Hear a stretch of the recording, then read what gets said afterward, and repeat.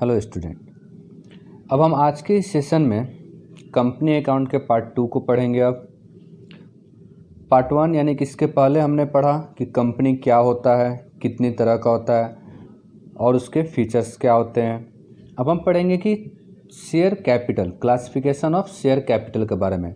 Share capital क्या होता है? तो capital raised by issue of shares. हम जानते हैं कि जब कोई कंपनी फॉर्म होता है तो क्या करते हैं, अपने शेयर्स इशू करते हैं। शेयर्स इशू करना मतलब एक डॉक्यूमेंट इशू करते हैं जिसमें उस कंपनी के पूरे डिटेल्स नोट किए गए रहते हैं। आगे हम इसके बारे में भी जानेंगे। तो शेयर्स को मार्केट में सेल करने के बाद पब्लिक से जो पैसा हमारे पास आता है, जो हमारा कैपिटल रेज होता है, that is mainly known as share capital. So it can be defined as capital raised by issue of shares. अब जो शेयर कैपिटल होता है वो कितनी तरह का होता है? तो सबसे पहले होता है ऑथराइज शेयर कैपिटल, मतलब वो अमाउंट जिसके द्वारा कंपनी को रजिस्टर्ड किया गया है।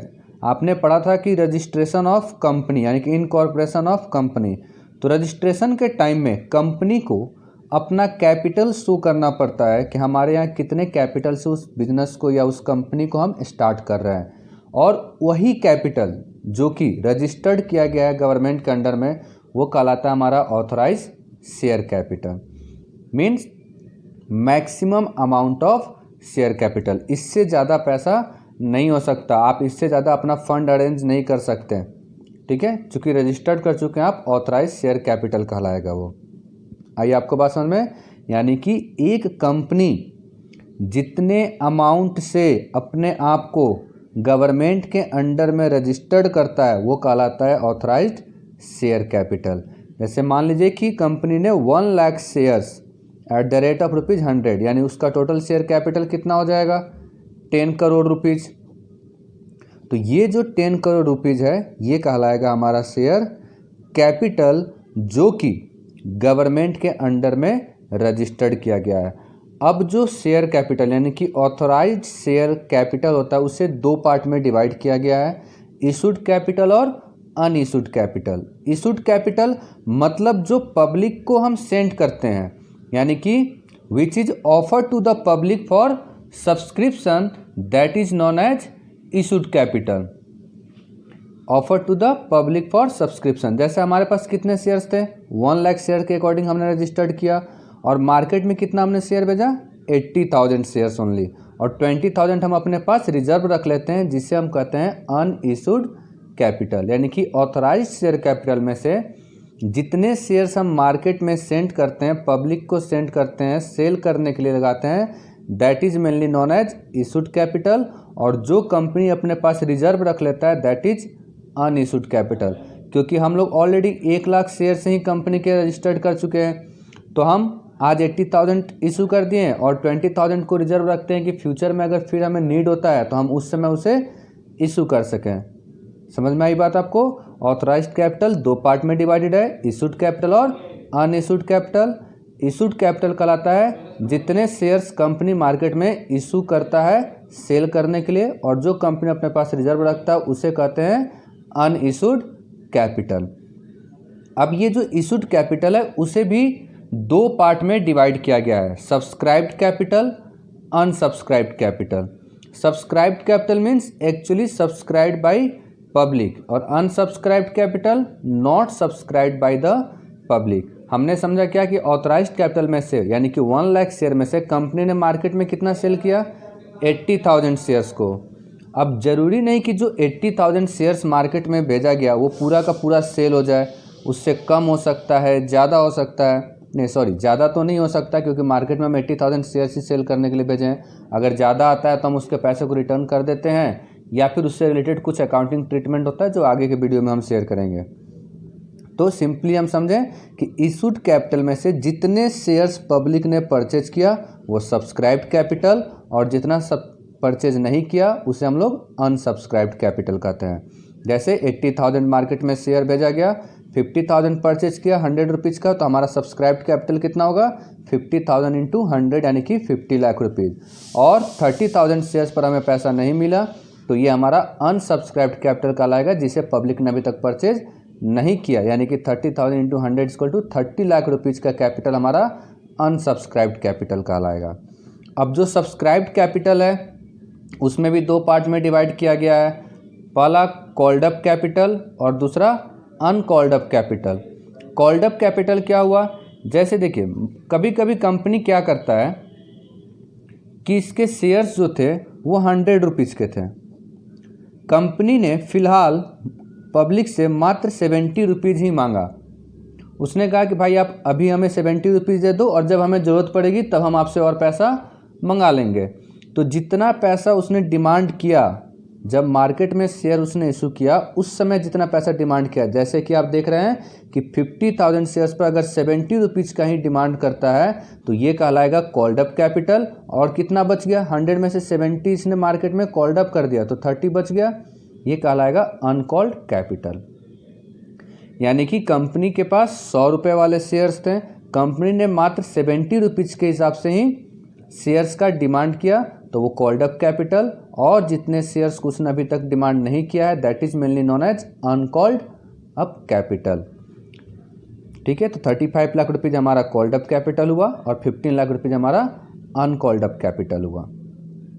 आपको बात समझ में आई। अब जो कॉल्ड अप कैपिटल होता है उसको भी अगर देखा जाए तो दो पार्ट में डिवाइड किया गया है, paid up capital, calls in arrear. जैसे हमने अभी समझा कि 50,000 शेयर्स को हमने 70 रुपीज़ के अकॉर्डिंग डिमांड किया पब्लिक से।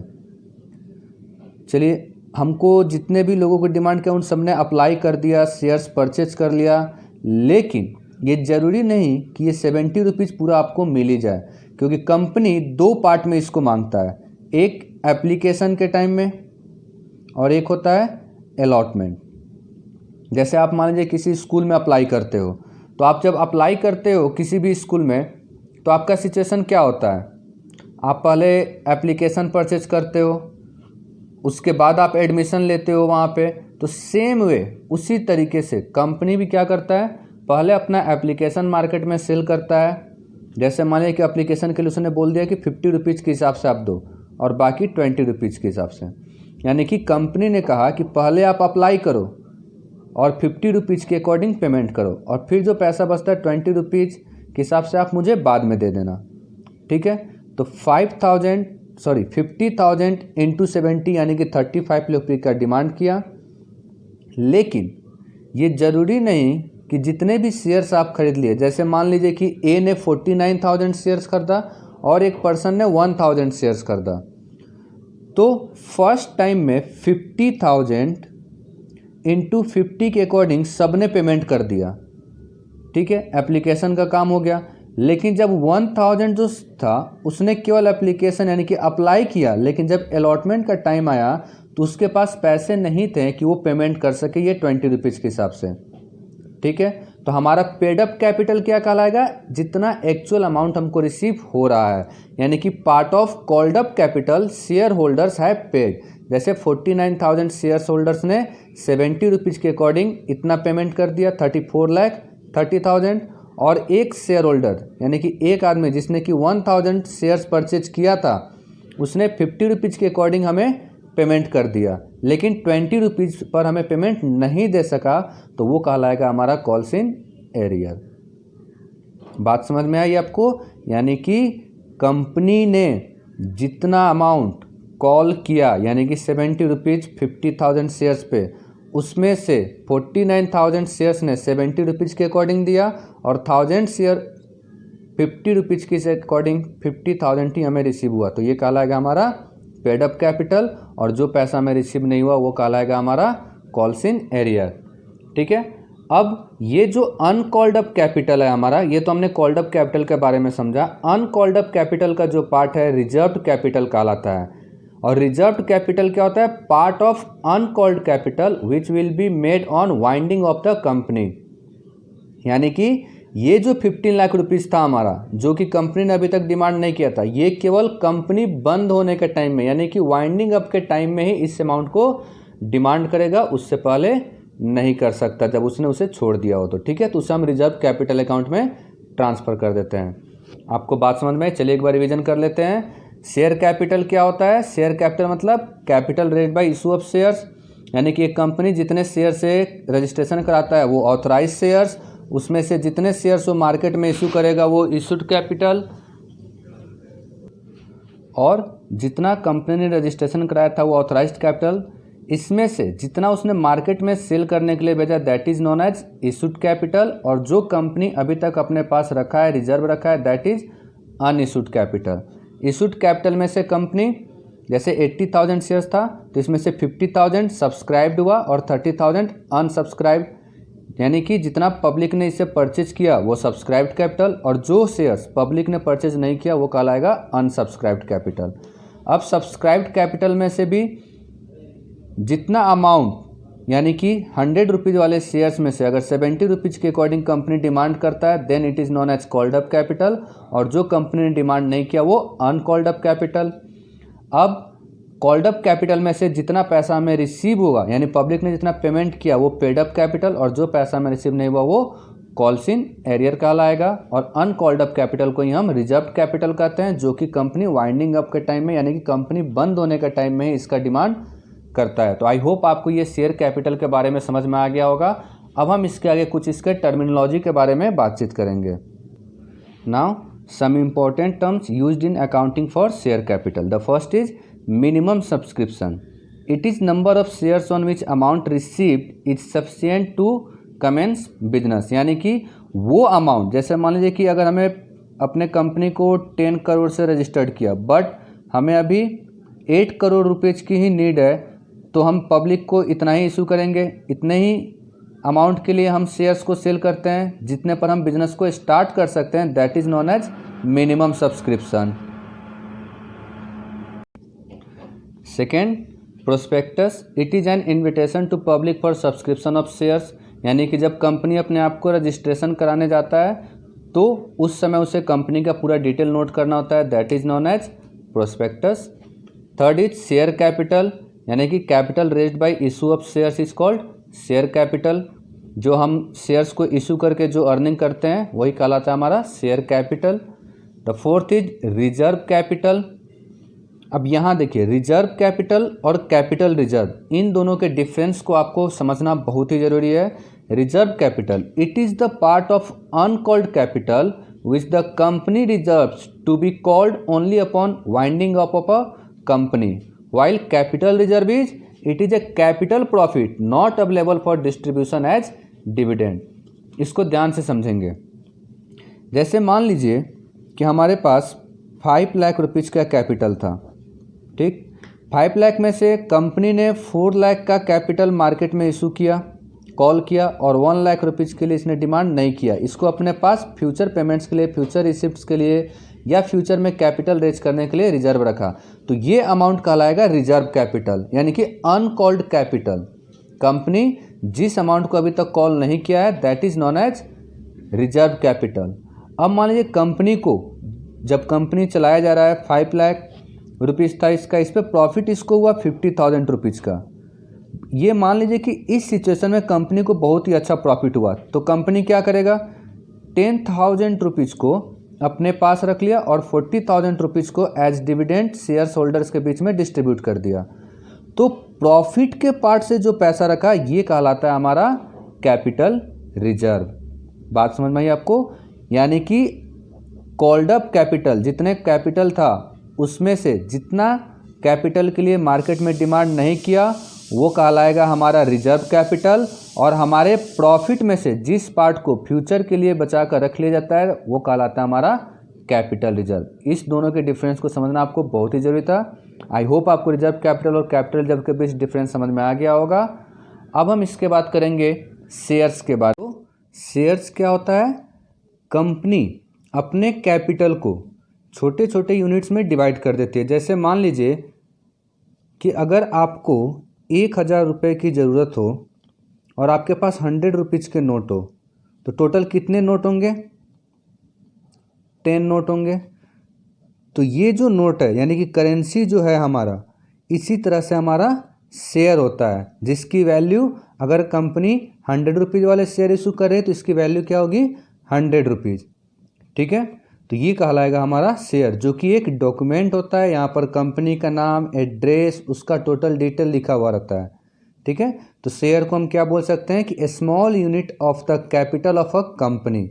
जैसे 10 लाख रुपीज़ अगर है तो 10 लाख रुपीज़ 100 रुपीज़ वाले शेयर्स हैं तो टोटल कितने शेयर वो इशू किया होगा, 10,000 शेयर्स। अब ये जो शेयर्स होते हैं ये किसे इशू किए जाते हैं, पब्लिक को। शेयर्स क्या है, डॉक्यूमेंट, जो कि कैपिटल का एक रूप होता है। ये पब्लिक को शेयर किए गए। पब्लिक क्या करते हैं, इसे परचेज करते हैं, यानी कि पब्लिक इसके परचेजर होते हैं। अब मान लीजिए कि ये ए है, ये बी, ये सी, ये डी और ये ई। तो ए ने कितने शेयर खरीदे, 5,000, बी ने 2,000, सी ने 1,000, डी ने 1,000 और ई ने 1,000। टोटल शेयर्स हो गए हमारे 10,000 शेयर्स, यानी इन लोगों ने मिलकर 10,000 शेयर्स को परचेज कर लिया। तो ये जो शेयर्स थे उसे कंपनी ने इशू किया पब्लिक को, और जो पब्लिक इन शेयर्स को परचेज करता है उन्हें हम कहते हैं शेयर होल्डर्स, यानी कि परचेजर ऑफ द शेयर्स। जो भी शेयर्स को परचेज करेंगे those are known as share holders. I hope आप समझ गए होंगे शेयर क्या होता है, कंपनी के कैपिटल का एक स्मॉल यूनिट, और जो उसे परचेज करते हैं उन्हें कहते हैं हम शेयर होल्डर। अब ये जो शेयर होता है वो दो तरह का होता है। कौन कौन, तो एक होता है प्रेफरेंस शेयर, दूसरा होता है इक्विटी शेयर्स। प्रेफरेंस शेयर्स क्या है, dividend at a fix rate, equity shares not fixed.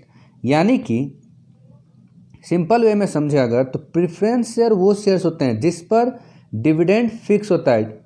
अब एक बात आती है कि सर ये डिविडेंड क्या होता है। देखिए हमारे बिजनेस में जब प्रॉफिट होता है, जो भी हमें गेन होता है उसे हम प्रॉफिट कहते हैं, और कंपनी का जो प्रॉफिट होता है वो कहलाता है हमारा डिविडेंड। कंपनी का जो प्रॉफिट है वो क्या कहलाएगा, हमारा डिविडेंड। ठीक है। तो प्रेफरेंस शेयर होल्डर्स को एक फिक्स रेट से डिविडेंड मिलता है, यानी कि प्रॉफिट मिलता है, जबकि इक्विटी वाले को फिक्स नहीं होता है। प्रेफरेंस शेयर होल्डर्स के पास कंपनी के वोटिंग में कोई राइट नहीं होता, जबकि इक्विटी शेयर्स वालों के पास वोटिंग राइट होता है।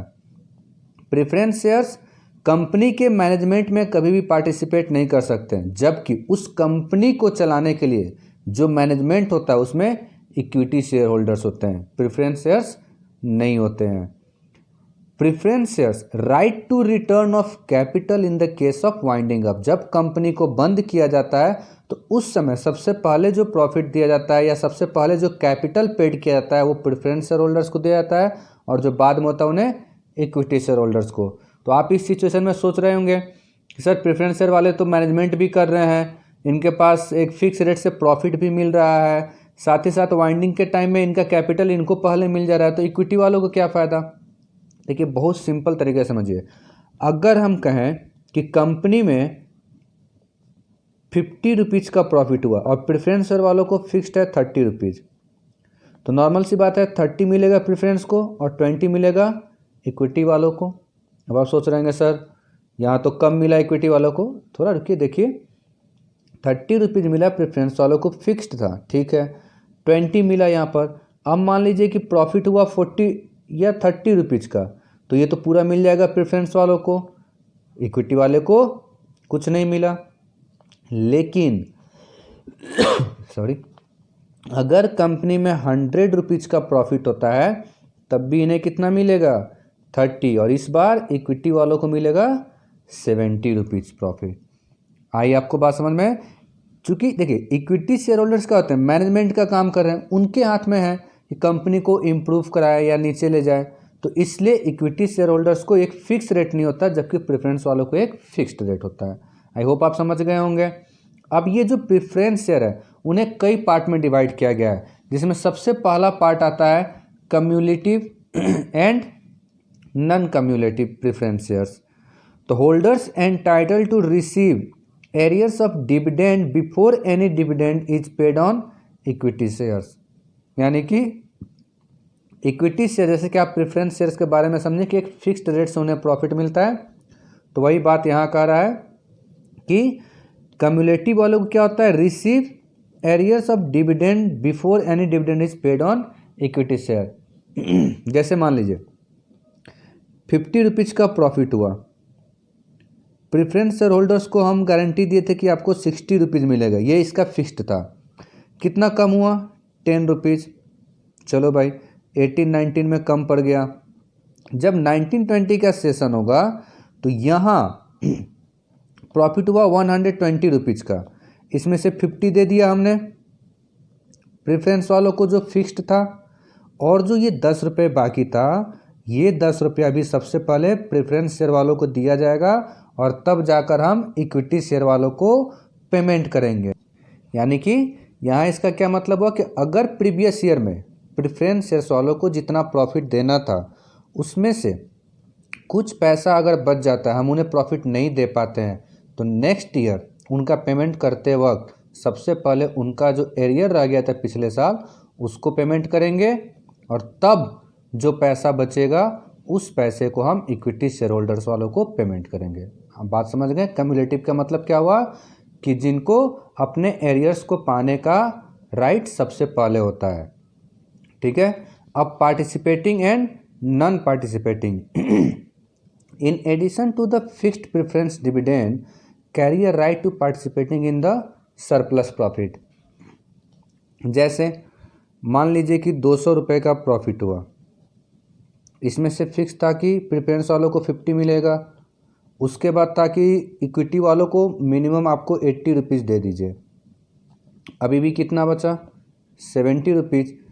तो अपने फिक्स्ड रेट के अलावा जो सरप्लस मतलब इक्विटी वालों को पेमेंट करने के बाद जो पैसा बच गया, उस पैसे में भी इनका कुछ राइट होता है, कुछ रूल्स लिखे गए रहते हैं, उसी के अकॉर्डिंग इनको वो पेमेंट दिया जाता है, अलग से ये पेमेंट देना होता है। यानी कि प्रेफरेंस डिविडेंड पार्टिसिपेटिंग कौन से कहलाएंगे, जिनको अपने फिक्स्ड प्रेफरेंस के अलावा भी अलग से पैसा, यानी कि सिंपल वे में अगर कहा जाए तो पार्टिसिपेटिंग प्रेफरेंस शेयर वो शेयर होल्डर्स होते हैं जिनको अपना एक फिक्स्ड रेट पाने के बाद जब इक्विटी शेयर होल्डर्स को पेमेंट किया गया और उसके बाद भी अगर प्रॉफिट बच जाता है तो उसमें भी इनका अगर राइट है तो वो पार्टिसिपेटिंग प्रेफरेंस शेयर होल्डर्स कहलाएंगे, और अगर राइट नहीं है तो वो नॉन पार्टिसिपेटिंग कहलाएंगे। ठीक है। अब आता है पॉइंट हमारा redeemable and irredeemable. Redeemable share holders क्या होते हैं, तो amount of which can be redeem by the company at the time specified और अर्लियर। यानी कि प्रेफरेंस शेयर होल्डर्स का जिनका पेमेंट एक स्पेसिफिक टाइम पर पेमेंट करने के लिए उनको डिटेल दिया गया रहता है, तो वैसे प्रेफरेंस शेयर होल्डर्स जिनका पेमेंट कंपनी एक स्पेसिफाइड टाइम या उससे पहले उसका पेमेंट कर दे वो रेडीमेबल, और अगर पेमेंट ना करें तो इरेडीमेबल। उसके बाद convertible and non convertible preference share holders, यानी कि राइट और option to be converted into equity share. वैसे प्रेफरेंस शेयर होल्डर्स जिनके पास ये राइट होता है कि वो अपने शेयर्स को इक्विटी शेयर्स में कन्वर्ट कर सकते हैं, वो कन्वर्टेबल प्रेफरेंस शेयर होल्डर्स, और जिनके पास राइट नहीं है वो non convertible preference share holders. I hope आपको शेयर होल्डर्स और टाइप्स ऑफ प्रेफरेंस होल्डर्स समझ में आ गया होगा। अगर आपको ये वीडियो अच्छा लगा हो तो please subscribe, like and share. Thank you.